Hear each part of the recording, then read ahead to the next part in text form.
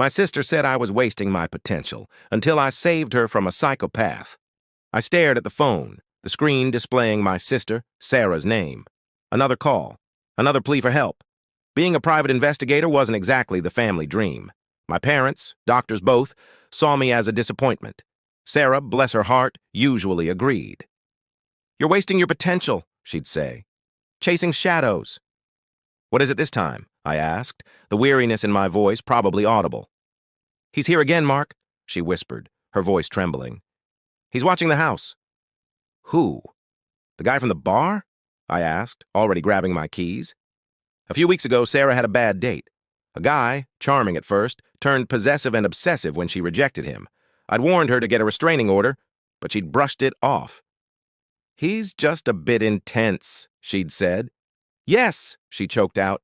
"He's got that look in his eyes again, the one that scares me." I sped to her house, my gut churning. I knew that look. I'd seen it in the eyes of the men I'd investigated, the ones who'd crossed the line, the ones who were dangerous. When I arrived, I saw him.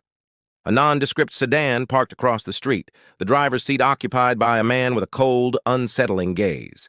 He was watching the house, just like Sarah said. I parked a block away, trying to be discreet. I needed to assess the situation. I called the police, but knew they wouldn't arrive fast enough. This wasn't a domestic dispute. This was something else. I could feel it. I saw him get out of the car, a small black bag in his hand. He started walking towards Sarah's house. I ran.